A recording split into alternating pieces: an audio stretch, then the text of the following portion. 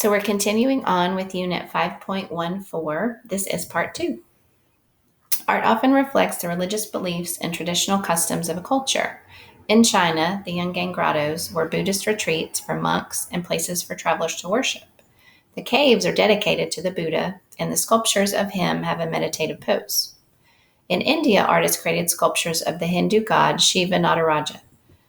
They placed the sculptures in Hindu temples and carried them in processions. The image of the dancing Shiva encourages Hindus to practice yoga and dance in an effort to achieve enlightenment. In Africa, Kuba artists wore masks during rituals, funerals, and royal ceremonies. Each of these works of art has symbolism that viewers understand and that enhance their experience. On the right, we see the seated Buddha.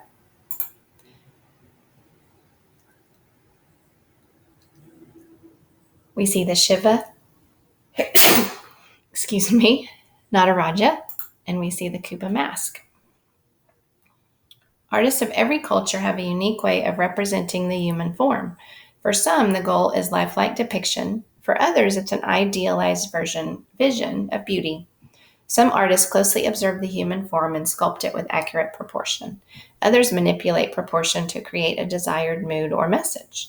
Artists use facial expression to create a mood or message as well. They often include symbolism that people of their culture will understand. So here on this one, we see the seated Buddha. He's got the facial expression, proportion, and symbolism. The facial expression and exaggerated proportion, broad shoulders and narrow waist, for example, convey a sense of strength and gentleness that express the Buddhist ideas of meditation and enlightenment. The Buddha's top knot symbolizes knowledge and enlightenment, while the aureole around his head symbolizes spiritual radiance. Here we have the Shiva Nataraja, and it could be Nataraja. I'm not sure of the pronunciation. The idealized figure has elongated limbs and full hips, creating sinuous lines. The symbolic hand and body gestures and symbolic objects, such as the drum and ball of fire, remind Hindu of the cycle of death and rebirth. Shiva's face is calm and expressionless, representing his neutrality toward all things. And here we see Lord Pakal. Pakal typifies the Maya sense of ideal beauty. He is young and has an elongated and curved nose and forehead.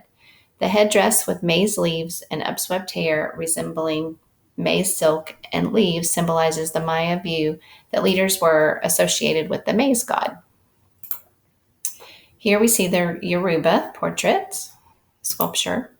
The Oni looks very lifelike with supple modeling of the skin, but his facial features are idealized to reflect the Yoruba vision of beauty. Carved vertical lines could represent scarification masks or a beaded veil. And lastly, we see the Benin brass plaque. The Opa's head is larger than the rest of his body because Benin people believe the head is the center of knowledge and character. The artist placed him in the center and made him larger than the other figures to show his importance. The coral beads of his headdress and collar symbolize royalty, and the background leaf pattern may symbolize the sea god or the wealth of the Benin Oba obtained through overseas trade. Writing has practical and aesthetic functions in many cultures. The written word often becomes a work of art. In the Islamic world, sultans used a tuga, an imperial symbol that marked important documents. Each Ottoman sultan had a unique tugra, but all tugras incorporated some basic design elements. While calligraphic tugras served a political purpose in Islamic culture, glyphs on stone calendars in the Aztec culture told the Aztec history of the world. So here on the side, we see a tugra signature, kind of. And here we see the Aztec sun calendar. In addition to being practical and beautiful, artworks often tell stories. Sometimes they state the history and social status of a family or ruler.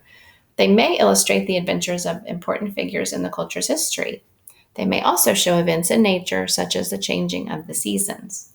So here on the right, we see the Japanese folding screen showing the 4 seasons. Well, showing 2 of the 4. Here we see Wandering Raven Clan House and the totem pole. And here we see the prophet Elijah rescuing Hamza's nephew.